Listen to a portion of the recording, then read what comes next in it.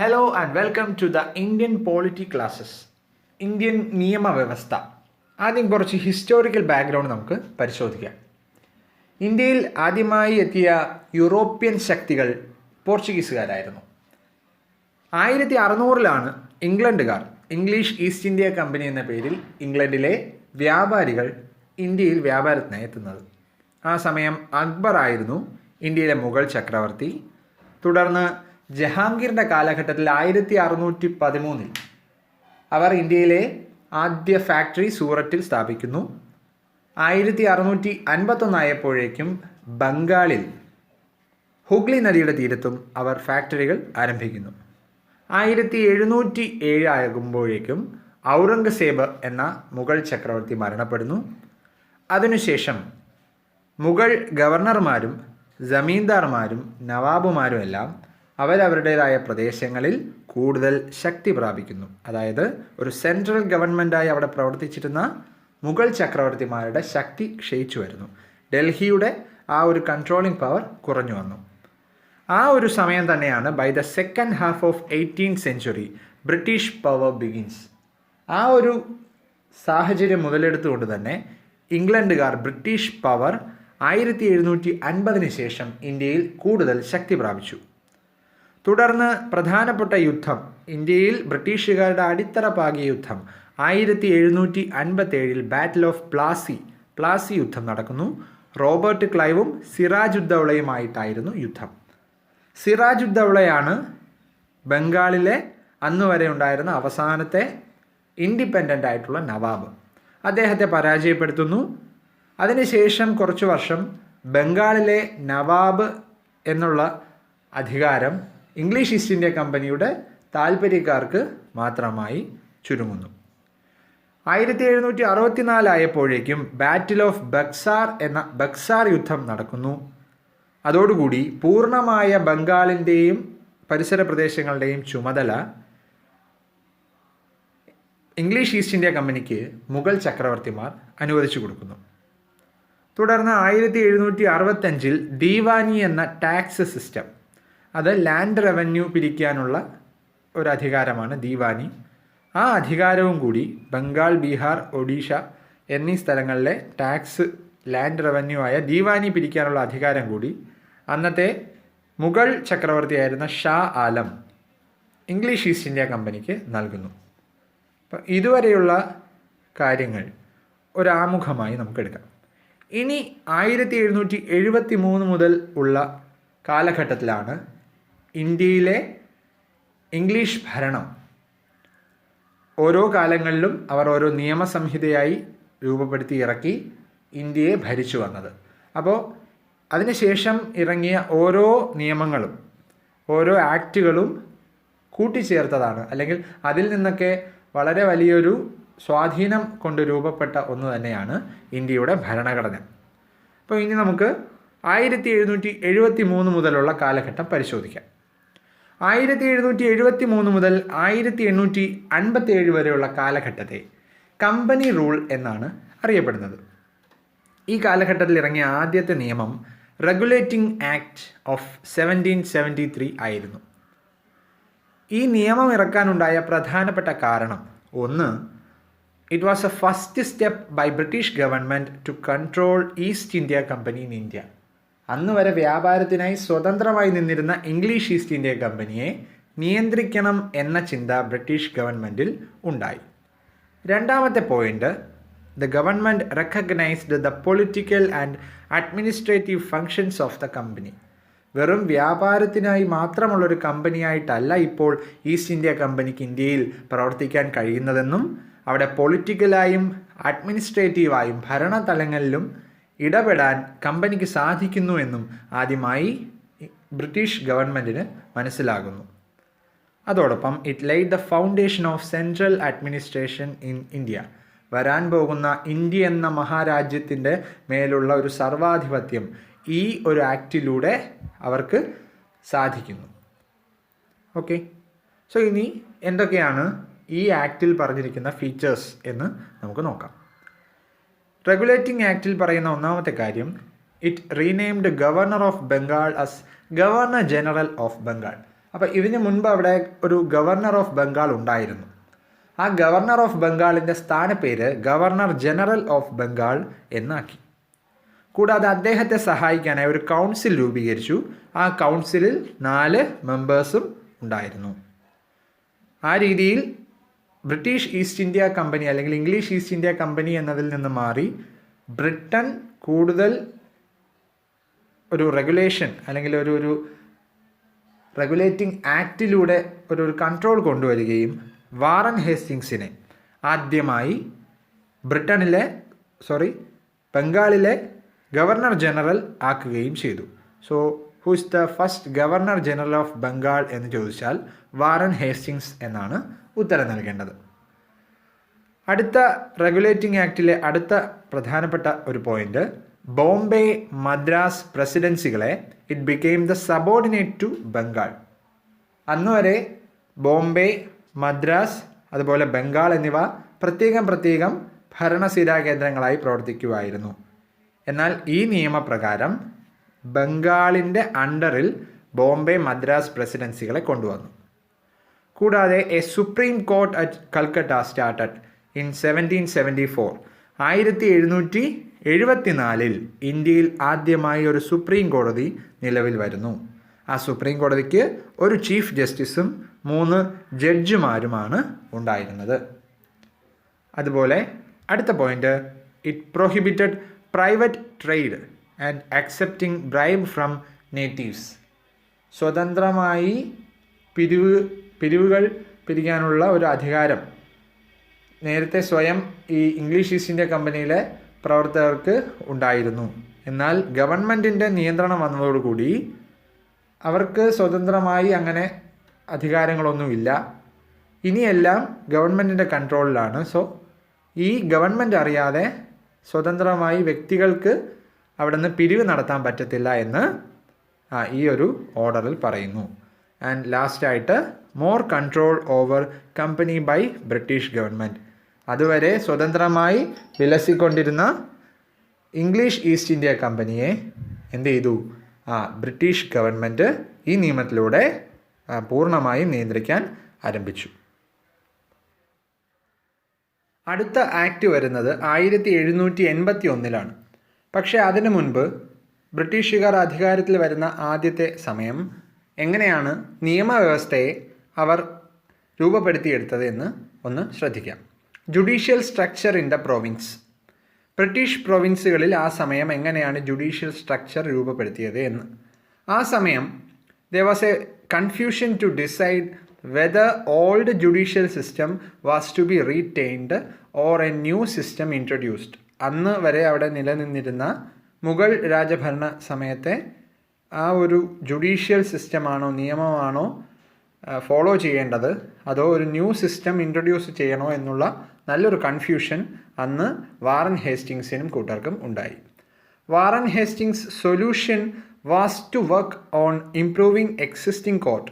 അവിടെ നിലനിന്ന കോർട്ടുകളെയും അല്ലെങ്കിൽ നിയമത്തെയും ഫോളോ ചെയ്തുകൊണ്ട് പോകുമ്പോൾ തന്നെ അതിന് വേണ്ട ഇംപ്രൂവ്മെൻറ്റ് നടത്തിയാൽ മതി.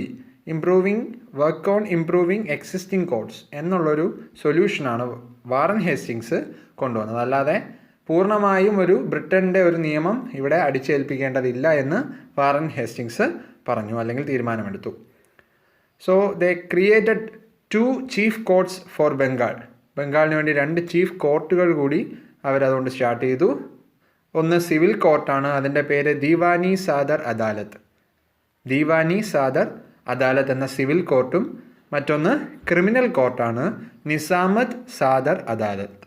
അപ്പോൾ ദീവാനി സാദർ അദാലത്ത് അഥവാ ഒരു സിവിൽ കോർട്ട്, കൂടാതെ നിസാമത്ത് സാദർ അദാലത്ത് എന്ന പേരിൽ ഒരു ക്രിമിനൽ കോർട്ട് എന്നീ രീതിയിൽ 2 കോർട്ടുകൾ ബംഗാളിൽ സ്ഥാപിച്ചു. കൂടാതെ the published Hindu law and Islamic law. ആ സമയം ഹിന്ദു നിയമങ്ങൾ അതുപോലെ മുസ്ലിം നിയമങ്ങൾ എന്നീ 2 രീതിയിൽ നിയമസംഹിതകൾ ഇംഗ്ലീഷിൽ അന്നുണ്ടായിരുന്ന പണ്ഡിതന്മാരെ എല്ലാം ചേർത്ത് വാറൻ ഹേസ്റ്റിങ്സ് ഉണ്ടാക്കിയെടുത്തു. അപ്പോൾ അതിൻ്റെയും കൂടെ ഒരു അടിസ്ഥാനത്തിലാണ് അവർ ഭരണം നടത്താനായിട്ട് തീരുമാനിച്ചത്. In criminal justice Islamic law followed. അതായത് മുൻപുണ്ടായിരുന്ന മുഗൾ ഭരണത്തിന് എങ്ങനെയാണോ ക്രിമിനൽ ജസ്റ്റിസിന് ഇസ്ലാമിക് ലാ ഉപയോഗിച്ചത്, മുഗൾ ഭരണാധികാരികൾ മുസ്ലിം ആയിരുന്നത് കൊണ്ട് തന്നെ അവർ ഉപയോഗിച്ച ഇസ്ലാമിക് ലാ തന്നെയാണ് ക്രിമിനൽ ജസ്റ്റിസിന്, ക്രിമിനൽ നിയമമായിട്ട് ഈ ബ്രിട്ടീഷുകാർ ഫോളോ ചെയ്യുകയും ചെയ്തത്.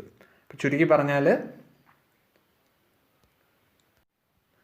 നിലവിലുണ്ടായിരുന്ന മുഗൾ ഭരണത്തിൻ്റെ തുടർച്ചയെന്നോണം നിയമങ്ങളെ ചെറിയ ഭേദഗതി വരുത്തി മുന്നോട്ട് കൊണ്ടുപോകാനാണ് അവർ ശ്രമിച്ചത്. അടുത്ത ആക്ട് വരുന്നത് ആക്ട് ഓഫ് സെറ്റിൽമെൻറ്റ് 1781. 1781 അടുത്ത ആക്ട് വരുന്നത്, ആക്ട് ഓഫ് സെറ്റിൽമെൻറ്റ്.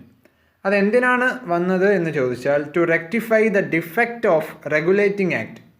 1773 ഉണ്ടായ റെഗുലേറ്റിംഗ് ആക്ടിൻ്റെ പോരായ്മകൾ പരിഹരിക്കാനായി ഒരു അമെൻമെൻറ്റ് എന്ന വണ്ണമാണ് ആക്ട് ഓഫ് സെറ്റിൽമെൻറ്റ് 1781 കൊണ്ടുവരുന്നത്.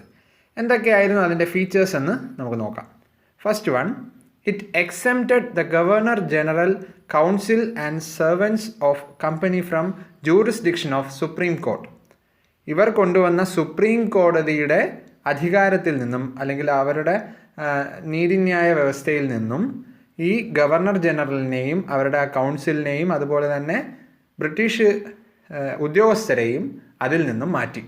അപ്പോൾ ഇവരെ സംബന്ധിച്ച് അല്ലെങ്കിൽ ഇവർ ഇടപെടുന്ന ഒരു പ്രശ്നത്തിലും സുപ്രീം കോടതിക്ക് നേരിട്ട് അധികാരമില്ല അല്ലെങ്കിൽ അതിൽ ഒരു അഭിപ്രായം പറയാൻ പറ്റില്ല എന്നൊരു നിയമമാണ് ഇതിനകത്ത് വന്നത്. രണ്ടാമത്തെ point, it excluded revenue matters from jurisdiction.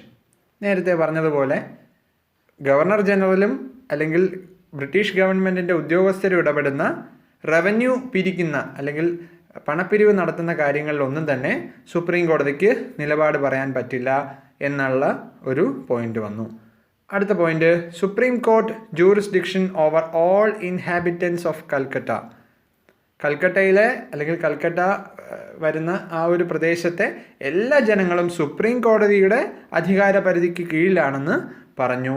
Hindu law and Muhammadan law ഉപയോഗിച്ചാണ് അവർ ജനങ്ങളെ ഭരിക്കുക, അല്ലെങ്കിൽ ജനങ്ങൾ ഫോളോ ചെയ്യേണ്ടത് അവരുടെ തന്നെ ഹിന്ദു ലോയും അതുപോലെ മുഹമ്മദൻ ലോയും ആണെന്നും അവരോട് ഈ നിയമത്തിലൂടെ പറഞ്ഞു.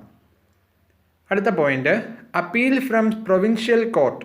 അന്ന് വരെ ഉണ്ടായിരുന്ന പ്രവിശ്യകളിലെ കോടതികളിൽ നിന്നുള്ള അപ്പീലുകളെല്ലാം തന്നെ നേരിട്ട് ഗവർണർ ജനറലിലോട്ടും അതുപോലെ അവരുടെ കൗൺസിലിലോട്ടും മാത്രമേ പോകത്തുള്ളൂ. ഈ സുപ്രീം കോടതിയിലേക്കൊന്നും ആ അപ്പീൽ പോകത്തില്ല.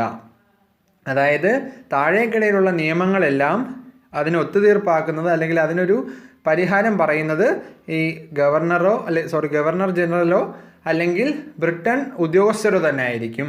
അല്ലാതെ ഈ ഒരു അവർ ഉണ്ടാക്കിയ നീതിന്യായ വ്യവസ്ഥയ്ക്ക് യാതൊരു തരത്തിലുള്ള റോളും അവിടെ ഇല്ല എന്നും ഈ ഒരു ആക്ട് വ്യക്തമാക്കുന്നു. അവസാനത്തെ point, it empowered governor general in council to frame regulations for the provincial court and councils.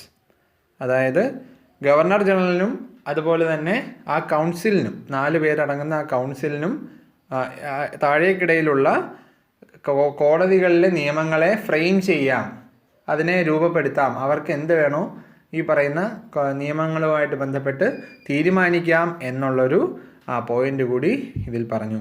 അപ്പോൾ ചുരുക്കി പറഞ്ഞാൽ ഈ ഒരു ആക്ട് ഓഫ് സെറ്റിൽമെൻറ്റ് എന്നത് 1773 റെഗുലേറ്റിംഗ് ആക്ട് വഴി കൊണ്ടുവന്ന സുപ്രീം കോടതിക്ക് മൂക്ക് കയറിടുന്നതായിരുന്നു. അപ്പോൾ ഈ ഒരു ആക്റ്റിൽ പറയുന്നു സുപ്രീം കോടതി ഞങ്ങൾ ഉണ്ടാക്കി എന്നുള്ളത് ശരി തന്നെ, പക്ഷേ അതിന് യാതൊരു തരത്തിലുള്ള അധികാരങ്ങളും ഇല്ല. ഈ അധികാരങ്ങളെല്ലാം ശരിക്കും ആരുടെ കയ്യിലാണുള്ളത്? ഗവർണർ ജനറൽ ഓഫ് ബംഗാളിൻ്റെയും ആ കൗൺസിലിൻ്റെയും ബ്രിട്ടീഷ് ഗവൺമെൻറ് ഉദ്യോഗസ്ഥരുടെയും കയ്യിൽ തന്നെയാണ് ഉള്ളത് എന്ന് വ്യക്തമാക്കുന്ന ഒരു ആക്ട് ആയിരുന്നു 1781. അടുത്ത ആക്ട് പിറ്റ്സ് ഇന്ത്യ ആക്ട് എന്നറിയപ്പെടുന്നു. 1784. It introduced A system of double government. അപ്പോൾ ഏറ്റവും പ്രധാനപ്പെട്ട ഒരു പോയിൻ്റാണ്, ഇന്ത്യയിൽ അല്ലെങ്കിൽ കൊളോണിയൽ ടൈമിലെ ഇന്ത്യയിൽ ഡബിൾ ഗവൺമെൻറ് സിസ്റ്റം അത് കൊണ്ടുവന്ന ആക്റ്റാണ് പിറ്റ്സ് ഇന്ത്യ ആക്ട് 1784. ഇനി ഈ ആക്ട് പ്രകാരം കോർട്ട് ഓഫ് ഡയറക്ടേഴ്സ് എന്നുള്ള നിലവിൽ അവിടെ ഉണ്ടായിരുന്ന വ്യാപാരികൾ ഉൾപ്പെട്ട ആ ഒരു കോർട്ട്, ആ ഒരു കുറച്ച് പേര് അടങ്ങുന്ന സംഘം, അവർക്ക് they have only to manage commercial affairs. Commercial ആയിട്ടുള്ള കാര്യങ്ങൾ മാത്രം അവർ ഇടപെട്ടാൽ മതി എന്ന രീതിയിൽ അവരെ ഒരു സെപ്പറേറ്റ് വിങ്ങായി മാറ്റി. എന്നിട്ടോ ബോർഡ് ഓഫ് കൺട്രോൾ എന്നൊരു പുതിയ വിഭാഗത്തെ കൊണ്ടുവന്നു. അപ്പോൾ നേരത്തെ അവിടെ ഉണ്ടായിരുന്ന ഗവൺമെൻറ്റിൻ്റെ ഭാഗമല്ലാത്ത അവിടുത്തെ വ്യാപാരികൾ ചേർന്ന ഒരു സംഘം, അതായത് ഈസ്റ്റ് ഇന്ത്യ കമ്പനിയുടെ പ്രവർത്തകർ, അവരെ കോർട്ട് ഓഫ് ഡയറക്ടേഴ്സ് എന്നൊരു വിഭാഗമാക്കി. അവർക്ക് മറ്റു കാര്യങ്ങളിലൊന്നും ഇടപെടാൻ സാധിക്കില്ല, കൊമേഴ്ഷ്യൽ അഫേഴ്സ് മാത്രമേ ഇടപെടാൻ പറ്റൂ, വാണിജ്യപരമായ കാര്യങ്ങൾ മാത്രമേ അവരിടപെട്ടാൽ മതി എന്ന ഒരു രീതിയിൽ നിയമം കൊണ്ടുവന്നു. കൂടാതെ ബോർഡ് ഓഫ് കൺട്രോൾ എന്നൊരു പുതിയൊരു വിഭാഗത്തെ അവിടെ ഫോം ചെയ്തു. They have to manage political affairs. അവരാണ് കൊമേഴ്ഷ്യൽ പരമായിട്ടുള്ള മറ്റ് കാര്യങ്ങൾ മാറ്റി നിർത്തിയാൽ ബാക്കിയെല്ലാം നിയന്ത്രണം മുഴുവൻ ബോർഡ് ഓഫ് കൺട്രോൾ എന്നുള്ള ഈ ഒരു വിഭാഗത്തിലേക്ക് കൊണ്ടുവന്നു. അപ്പോൾ ഇതിൻ്റെ സിഗ്നിഫിക്കൻസ് വളരെ ക്ലിയർ ആണ്. Companies territories in India were the first time called British possessions in India. അതുവരെ കമ്പനിയുടെ പ്രദേശങ്ങൾ അല്ലെങ്കിൽ കമ്പനിയുടെ അധീനതയിലുള്ള പ്രദേശങ്ങൾ എന്ന് പറഞ്ഞിരുന്ന സ്ഥലങ്ങളെല്ലാം, ഇന്ത്യയിലെ സ്ഥലങ്ങളെല്ലാം ഈ ഒരു നിയമത്തിൽ പിറ്റ്സ് ഇന്ത്യ ആക്റ്റിലൂടെ ബ്രിട്ടീഷ് പൊസഷൻസ് ഇൻ ഇന്ത്യ എന്ന് ബ്രിട്ടീഷ് ഗവൺമെൻറ് വിളിക്കാൻ ആരംഭിച്ചു. അപ്പോൾ ബ്രിട്ടീഷ് ഗവൺമെൻറ് തന്നെ ഒരു തീരുമാനം എടുത്തു, ഇനി ഇത് ഇന്ത്യയുടേതല്ല, ഇത് ഞങ്ങളുടേതായി കഴിഞ്ഞു എന്നുള്ള തീരുമാനത്തിൽ ബ്രിട്ടീഷ് പൊസഷൻസ് ഇൻ ഇന്ത്യ എന്ന് അവർ തന്നെ സ്വയം ഈ ഒരു ആക്റ്റിലൂടെ വിളിക്കാൻ തുടങ്ങി. അടുത്ത ഏറ്റവും പ്രധാനപ്പെട്ട ഒരു significance, British government was given the supreme control over companies affairs and administration in India. നേരത്തെ പറഞ്ഞതുപോലെ അവിടെ ഉണ്ടായിരുന്ന കമ്പനിയുടെ ആൾക്കാരെ പൂർണ്ണമായും ഒഴിവാക്കിക്കൊണ്ട് സുപ്രീം കൺട്രോള് ബ്രിട്ടീഷ് ഗവൺമെൻറ്റിന് കൊടുക്കുന്ന, അഡ്മിനിസ്ട്രേഷനിൽ ഉൾപ്പെടെ, ഭരണത്തിൽ ഉൾപ്പെടെ ബ്രിട്ടീഷ് ഗവൺമെൻറ്റിന് മാത്രം സുപ്രീം കൺട്രോൾ കൊടുക്കുന്ന ഒരു നിയമമായി പിറ്റ്സ് ഇന്ത്യ ആക്ട് മാറി. അതോടുകൂടി കമ്പനിയുടെ റൂള് ഏതാണ്ടൊക്കെ തീർന്ന ഒരു രീതിയിലായി മാറി.